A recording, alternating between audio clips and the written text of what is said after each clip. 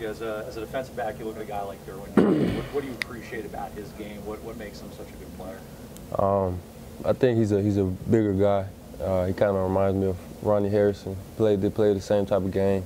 They're big guys that could cover well. They like to make big hits, come down, fill the gaps in the front, and stuff like that. And it's physical. Minkah, how has Trayvon Diggs progressed as the cornerback position? He's progressed a whole lot. I mean, he still has a lot to work on, but he's gotten a whole lot better since the spring, since he's been playing there. And you know, we're working on him. He's a project for us, and we've just been working on him. What does he bring to that position that makes him sort of special to kind of earn that spot? He brings a couple different things. He's long. He's about 6'1", 6'2", real long arms. He plays with pretty good technique for somebody who's just started a position.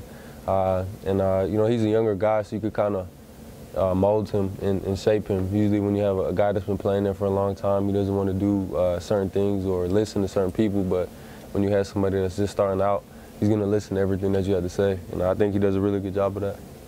When you're preparing for a guy like DeAndre Francois, what challenges does he bring as a quarterback, and does practicing against a guy like Jalen kind of prepare you a little better for that? Oh yeah, yes. So I think you compare the two quarterbacks, Jalen and DeAndre, and the way they play.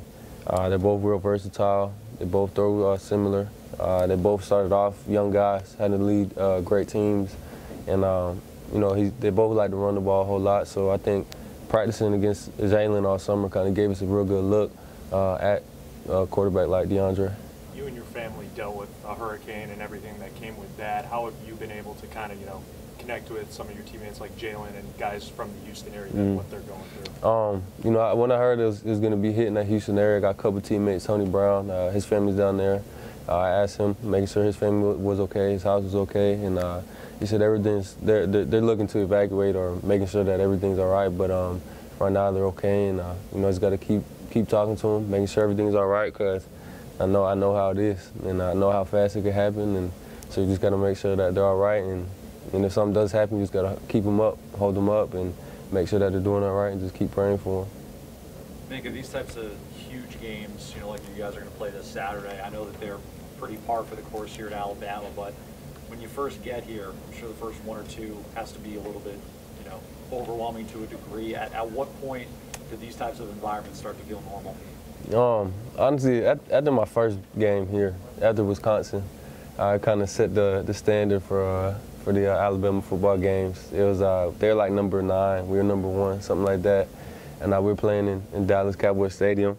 And I remember I ran out there and I seen all the people and all the fans, and I was like, wow, like this is crazy. I'm playing for the University of Alabama. And pretty much every game after that, it was the same thing over and over again. And I was just, every time it was like a dream, you know, and still to this day. Like when I run up there in Atlanta, we feeling the same way, like a little 12-year-old kid, just stuff you dream about.